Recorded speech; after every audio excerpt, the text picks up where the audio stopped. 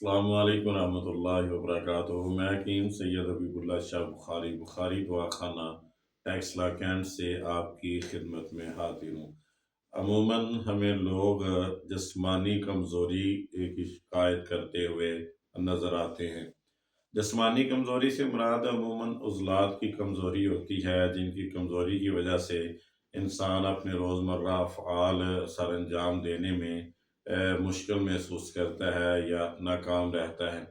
مثلاً دوڑنا، سائیکل چلانا، سیڑھیاں چڑھنا، جاگنگ کرنا، جسمانی ورزش کرنا یا اس کے علاوہ جو روزمرہ انسان کے کام ہوتے ہیں ان کے اندر انسان دقت اور مشکل محسوس کرتا ہے۔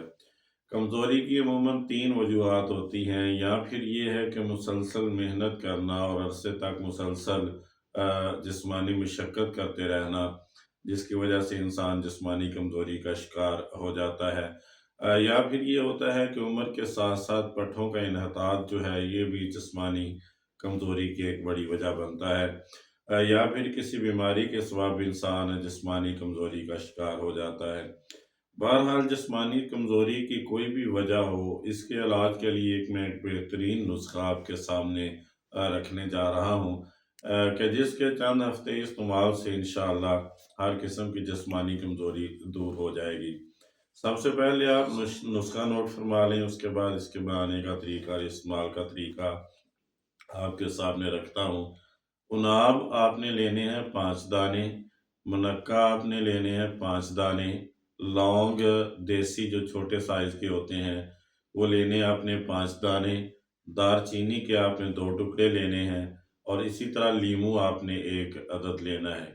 لیمو کے علاوہ جو باقی چیزیں ہیں، مثلا اناب ہے، منقع ہے، دار چینی اور لونگ ہے، ان کو آپ نے 2 کپ پانی ڈال کر ہلکی آنچ پر رکھ دینا ہے۔ جب یہ پکنے کے بعد 1 کپ رہ جائے تو اس کپ کو آپ پانی کے اس جوشاندے کے اس کپ کے اندر آپ نے لیموں نچوڑ کر اس کو آپ پی لیں۔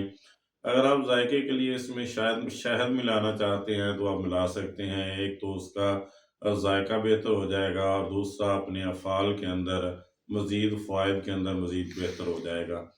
یہ آپ نے 21 روز مسلسل استعمال کرنا ہے۔ جب آپ 21 روز استعمال کر لیں گے تو آپ دیکھیں گے کہ حیرت انگیز تبدیلیاں آپ کے جسم کے اندر آنا شروع ہو جائیں گی۔ وہ تمام تر عضلاتی کمزوریاں جو بہت سارے آپ کے روزمرہ افعال کے اندر رکاوٹ بنی ہوئی ہیں وہ آہستہ آہستہ انشاءاللہ دور ہو جائیں گی۔ یہ ایک بہترین نسخہ ہے جس کو آپ آسانی سے بنا کے استعمال کر سکتے ہیں۔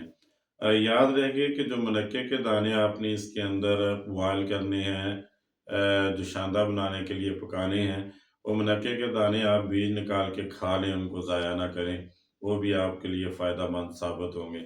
یہ جتنی بھی ویڈیوز ہیں یہ فائدہ عام کے لیے بنائی جاتی ہیں۔